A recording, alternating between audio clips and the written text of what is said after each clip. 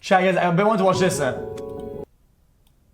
Oh, chat, also, chat, guys, is the video of Mr. Beast out yet or not? Can you watch that? 2.5 years of schizo. Can I please get a welcome to the jungle? Thanks, XQC. Okay, I'll gotcha. Alright. Chat, guys, I've been wanting to watch this video. Can you watch it or not? Because we can watch 7 and show after.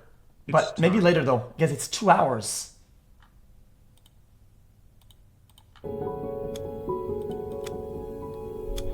At exactly 8:30. Okay, chat, guys, this was called Inside Air Force One during 9/11. 32 a.m. On a sunny morning in 2001, President Bush leaves his room at the Colony Beach Resort in Florida and gets into his presidential limousine heading to a local elementary school. The reason for this visit is that he's promoting a new education program. On the scale of priority, this is the kind of event that would be forgotten by history. However, just minutes before Bush arrives at the school, a breaking news message makes the rounds. One that will forever change the course of history. Wait, before he got there? At 8:46 a.m., Flight 11 crashes into the North Tower of the World Trade Center.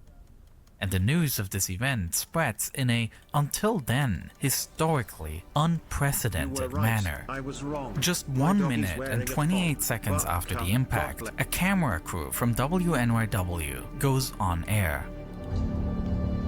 Tim, just a few moments ago, something believed to be a plane crashed into the South Tower of the World Trade Center. At 8:49 a.m., CNN pauses their programming to cover the crash, followed by CNBC, ABC, NBC, CBS, Fox News, and international television stations. How are they so late then? In less than 10 minutes, the eyes of the whole world were focused on New York City. However, nothing is known about the causes at this point in time. 10 minutes is a lot of time, speculation about chat. a possible accident is circulating in Sarasota, where Bush is preparing to head into the school. Right along Bush's side is White House Press Secretary Ari Fleischer, who throughout the day is taking handwritten notes that reveal how everything unfolded from the president's perspective, with White House Chief of Staff Karl Rove informing the president about the impact just before he heads into the school for the event. As the nation listens to TV anchors speculating... Guys, I'm confused. He was there a minute, like they get the news and then he still goes into the school and does his thing, yeah? Potential reasons for the crash. The president listens to school children reading stories. But why not cancel? There's still the possibility that it could all be just a tragic accident. But a few minutes later, this possibility can be ruled out. At 9:03 a.m., United Flight 175 Oh, it could still be an heads accident, for the makes sense, South yeah. Tower. Jesus. Exactly 2 minutes elapsed as the news circulated among reporters and White House staff, with the president being one of the few people unaware of what's going on, until eventually the White House Chief of Staff leans into Bush's ear and says, "A second plane hit the second tower. America is under attack."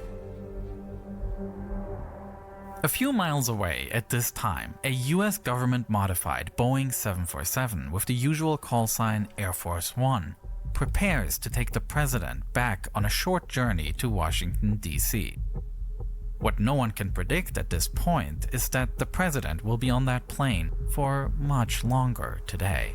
Dude, no After the shot. school event was cut short, senior White House staff gathers in an adjoining classroom for a briefing, following the news on TV, much like... Guys, because I'm guessing, I mean, I've seen it before a little bit, but they're grounding all the planes at that point. It's kind of crazy that, like, they would get onto a plane as fast as possible when there was a plane incident that just happened. The rest of the country, and an initial statement was prepared. Today, we've had a national tragedy. Simultaneously, the Air Force is clearing the way for a seamless flight of the presidential plane. I need you guys to keep a good eye on Air Force One today and make sure that it gets priority. They're going to probably be taking off early here to come back to Washington, D.C. So is there any way that you can help us out on that? Yeah. They're out of Sarasota. They'll be coming back probably in the next hour, I believe. But whether Bush should really return to the capital in this situation is unclear, as the attacks on the nation continue. That's what I'm thinking. While the president is in his limousine heading to the airport, he is informed of yet another strike. This is coming at 9:43 Why, the Pentagon one? Eastern Time. We're looking at a live picture from Washington, and there is smoke pouring out of the Pentagon. About 10 minutes after the strike against the Pentagon, Air Force One is about to take off from Sarasota. The Secret Service had received reports that a person with an unclear device was near one end of the runway. What? And the fear was that it might be a weapon.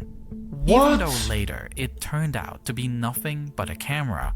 As a precaution, the pilot decided to turn the plane around and take off from the other side so as not to be in the line of sight of a possible shooter. Dude, why take off at all at that point? They didn't need a small amount of Unlike risk. usual, What? the plane also climbs at an extremely steep angle, a safety maneuver that can protect against ground attacks. As Air Force One continues to gain altitude, heading towards the capital city, one other plane over US airspace is still under the control of the hijackers. Flight 93, initially heading to San Francisco, had changed course, now also approaching Washington, D.C. Oh, hell no. As it later turns out, the passengers of this flight had heard of the attacks on New York and initiated a revolt against the hijackers, with passengers attempting to gain control. At 10:03 a.m., Flight 93 crashes in a field in Pennsylvania. That's crazy. Although the revolt was unsuccessful in saving the passengers, it did save lives by preventing the hijackers from reaching their destination. Which was? Meanwhile, aboard Air Force One, heated debates are raging about where the president should be flying at this time. Bush himself had given the What else? order to return to Washington.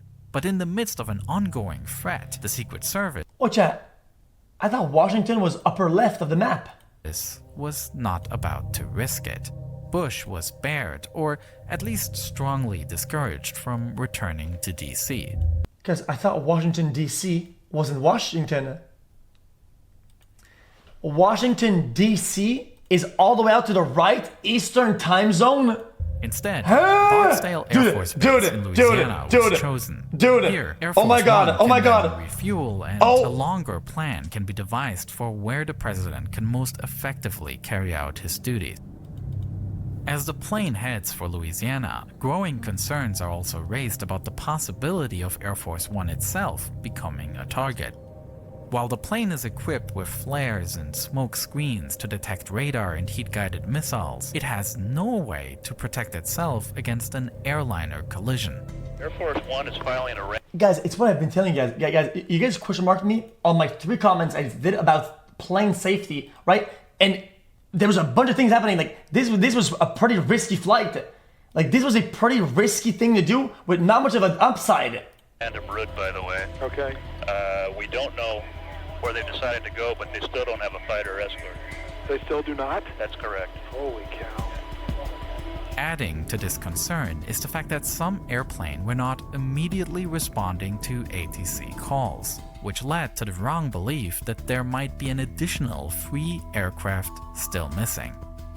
Every plane in the sky was seen as a possible threat now, and therefore Air Force One started climbing to an extremely high flight level, above the usual cruising altitude for commercial flights, heading up to 45,000 feet, so they can outrun anybody. While lateral movement descending, is right? more difficult to track, Air Force One had this altitude for itself. And then, towards the end of their flight to Louisiana, Air Force One was joined by 2 fighter jets that had taken off from Joint Reserve Base Ellington to escort the president for the final few minutes. Throughout the flight, Air Force One's normally stable telephone lines were suddenly unreliable, making communications with the White House, where Vice President Cheney was sheltered in a secret bunker, very difficult. Communication networks across the country were at their limit that day, and Air Force One wasn't an exception. And it was during this flight when a controversial military order was made. One that, until today, is a controversial topic of discussion. Alright, let's hear it then. I want to hear this. In the bunker below the White House, there were ongoing fears that another hijacked plane was flying towards Washington, D.C. It later turned out that this was Flight 93, which crashed in Pennsylvania 10 minutes earlier. However, the information about the crash had not yet reached the White House, and between 10:12 and 10:18 a.m., Vice President Cheney was asked whether this plane should be shot down if it continued to head towards the Capitol. According to witnesses, as well as Cheney's own biography, he replied without hesitation and gave the go-ahead for the shooting down of a commercial plane that poses danger. Yeah, that seems... The problem with such an order, however, is that Cheney, as vice president, is not part of the military chain of command. According to this hierarchy, such an order comes from the president, with the only... Yeah, but if their comms are unreliable because their phones are bugged up in the fucking Air Force One, right? I'm saying maybe they couldn't get a response out of him, whatever, and at that point, he's acting... Is he not acting, dude? Is he not like... Nobody's communicating it? Other person in question being the Secretary of Defense, Donald Rumsfeld, who is second in line to the president. Rumsfeld could not be reached because he was at the Pentagon, which was itself the target of an attack, and he was busy helping with rescue work on site. Standing in the same secure room as Dick Cheney when he made that order was White House Deputy Chief of Staff Joshua Bolten. After Cheney made the order, he immediately asked Cheney to call the president to confirm this command. Cheney does exactly so and rings Air Force One at 10:18 a.m. to speak with the president. According to the investigation report, this phone call lasts 2 minutes, which lines up with the notes that Ari Fleischer took. At 10:20 a.m., these notes show the words, "Authorized shutdown if necessary." The question, however, remains. Did Vice President Cheney initially give a command that he wasn't entitled to give? He himself denied it and stated that he had already confirmed this order in a previous conversation with Bush. And in fact, Fleischer's notes do show that Bush and Cheney spoke on the phone beforehand, visible in the above entry at 9:45 a.m. Well, I don't know what this is relevant. However, there is no sign of a conversation about a possible shootdown. Whether the two spoke about this or not can not be answered conclusively.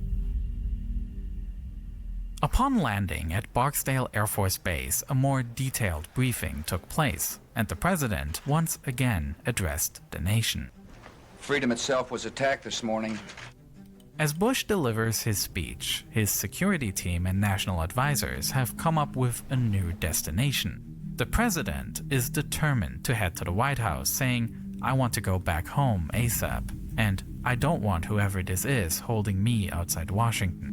But the Secret Service disagrees, with Eddie Mernzel, the president's lead Secret Service agent, saying, "Our people are saying it's too..." Chat, guys, why you guys saying womp womp and dumb? You don't understand it. It's it's the symbolism, okay? It's an act of like we stand strong against the shit. You don't hold power over us. That guys, it's the symbolism of the action. Understand it? It's not oh my god, I want to go home. It's more like therefore, at nobody gets me away from my home. That thing. Air Force One takes off from Barksdale Base, heading not for Washington, but for the Offutt Air Force Base in Nebraska.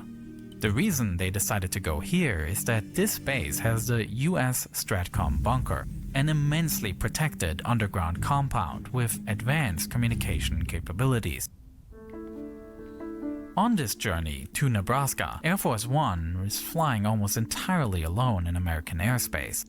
Already at I love this gif. 9:45 a.m., Look at that. 1 hour after the first strike, a complete closure of all US airspace was ordered, after which aircraft had to land at the nearest possible airport. At around 12:15, this closure was completed, with all commercial and general aviation grounded. Isn't that crazy? After landing at Offutt Air Force Base, the president and his team gathered in the US Stratcom bunker. It is located 40 feet underground and is thickly built to provide protection from any possible attacks. In addition to an extensive communication center, there are also several other rooms with offices and even bedrooms, so that this station could function as an overnight base if necessary.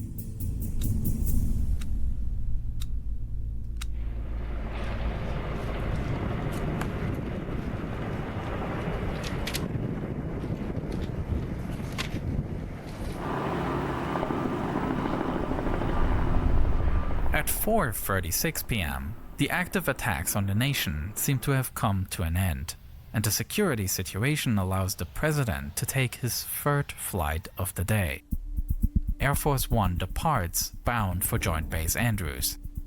But even this flight was carried out under immense security concerns, as the Secret Service not only worries about security in the airspace, but also considers possible threats on board. The fuck? One, not frequently reported on, concern was that just a few hours earlier, a call had come in at the White House switchboard with a message that resulted in the worst of fears. The message on the call was "Angel is next." What?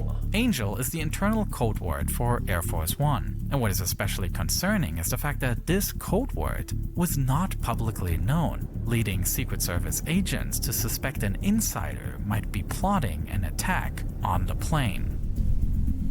In face of this ominous message, the Secret Service decided to permanently station agents in the aisle of the presidential area. Additionally, another agent was placed near the cockpit door, ready to defend. Chat. I don't know the level of secrecy of that possible code word. What if they have like some comms and possible leak anywhere? Like how tight was that code word? Are you thinking? Like extremely controlled or not that much? Because chat, if they had any sort of a hijack of comms, they listen into the comm, they would probably know any intruders. In the later investigation into the events of September 11, it'll appear that a number of misunderstandings had led to this warning, and that these exact words were not uttered on the phone. It was one of many false alarms that day that severely raised tensions aboard Air Force One. At 6:44 p.m., Air Force One lands at Andrews Air Force Base. From here, the president flies on Marine One to the White House, where he will address the nation from the Oval Office that same evening. What's Marine One? A boat? Where the fuck did they boat from, motherfucker? A simple journey that was supposed to take just 2.5 hours turned into a tense relay race between Sarasota, Florida and the White House in DC. All in all, it took more than 9 hours, a time period in which thousands of lives were lost, in an attack that will shape the next decades. As for Air Force One, this was arguably the most serious test of its safety capabilities that ever occurred. Many of the protocols were shown to work, and the pilots made decisions to ensure maximum safety. At the same time, the day also revealed weaknesses, with a large delay until the flight could be escorted, as well as confusion due to false reports, and an unreliable communication network. All why fly? That were improved on in the following years. Dude, the only question I have is, so why fly? Why fly? The September 11 attacks brought the realities of global events directly into our homes through cable news. In the more than 20 years since, the media landscape has changed dramatically. Today, outlets not only rely on TV ratings, but also on generating clicks, leading to increasingly divisive headlines. Oh, what the fuck? Is that ad? By right-wing outlets who convey article very story outlets of new order / neo. I was enjoying the video. That's it. There's nothing more conclusion that. Fantastic way. Guys, I really enjoyed the video, but that was like a nothing burger. Because I think it was a very interesting video, but there's not much of a presidential area. Of a thing. Additionally, another agent was placed near the cockpit door. High five, oft headbang, oft. I really enjoyed those. By me. XQC.